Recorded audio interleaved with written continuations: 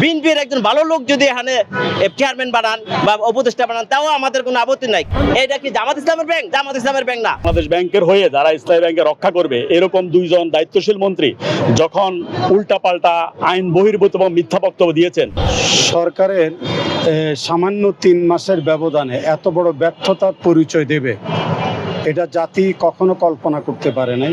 ভাষার একটা প্রবাদ আছে, নোয়াখালীর কলেজ নিয়ে সুদূর বুদুর চৈতন্য, নোয়াখালীর টাকা কলেজের টাকা নিয়ে সুদূর বুদুর চৈতন্য।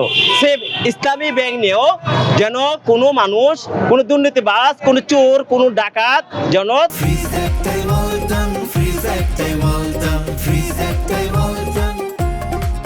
এই আমানত নিয়ে যেন চুদুর বুদুর না করে। শুধু এইটাই মেসেজ। এখানে যদি তারেক জিয়া বর্তমান সরকার একজন ভালো বিএনপির একজন ভালো লোক যদি এখানে চেয়ারম্যান বানান বা উপদেষ্টা বানান, তাও আমাদের কোনো আপত্তি নাই। কিন্তু এসালমের মতন চোরদেরকে এখানে আইনা আমাদের কষ্টের টাকাগুলা, এখানে সঞ্চিত টাকাগুলো হেরা টাকা নিয়ে সিঙ্গাপুর বাড়ি করবে আর সুইস ব্যাংকে টাকা রাখবে, মালয়েশিয়া রং তামাশা করবে, আমাদের দেশে গরিব দেশে টাকা নিয়ে, এইটা আমরা চাই না। এটা কি জামাত ইসলামের ব্যাংক? জামাত ইসলামের ব্যাংক না। এটা একটা ভালো একটা ব্যাংক, এখানে সবাই আমানত রাখে, হিন্দু, বৌদ্ধ, খ্রিস্টান, মুসলমান সবাই এনে টাকা রাখে। বিশেষ করে প্রবাসীদের একটা আস্থা, একটা বিশ্বাস যে তাদের কষ্টের টাকাটা থাকে, সুন্দরভাবে সঞ্চিত থাকবে। এখন দেখা যায় আমার ব্যাংকের টাকা দরকার 2 লাখ, গেলে আপনি 10,000 নেন, আপনি 20,000 নেন, কেন? আমার টাকা আমাকে দিবে, অথচ টাকা ব্যাংক টাকা দিতে পারছে না, কে? ব্যাংকের টাকা নাই। আমরা এই সংকট থেকে মুক্ত চাই। একজন ভালো, যিনি ন্যায় পরায়ণ, ভালো চেয়ারম্যান নিয়োগ হোক, ভালো উপদেষ্টা নিয়োগ হোক, ভালো কমিটি গঠন করুক। আমরা চাই আমাদের সাধারণ গরিব মানুষের টাকাটা যেন সুন্দরভাবে না আমানত থাকে।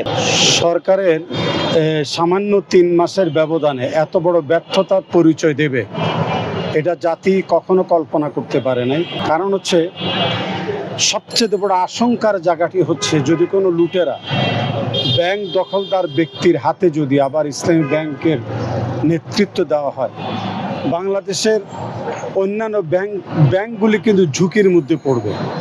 কারণ কোনো ডাকাত, কোনো দখলদার, কোনো লুটেরাকে যদি প্রশ্রয় দেওয়া হয় এবং ইসলামী ব্যাংকের মতো একটি আদর্শবান, যেটা সারা পৃথিবীতে 1000 শ্রেষ্ঠ সৎ ব্যাংকের ভিতরে খ্যাতি লাভ করেছে, সেই ব্যাংক যদি এই জাতীয় অনাকাঙ্ক্ষিত ব্যক্তিদের হাতে হস্তান্তর করা হয়, এটা অশনি সংকেতের মধ্যে পড়ে বলে আমি মনে করি। উনি এটা খুব ভালোভাবে উপলব্ধি করবেন যে ইসলামী ব্যাংকের পরিচালনা পর্ষদ আগে যারা ছিল এবং তাদের নেতৃত্বের কারণে ডে বাই ডে সারা বাংলাদেশ ইসলামী ব্যাংকের শাখা প্রশাখা বৃদ্ধি পাচ্ছিল।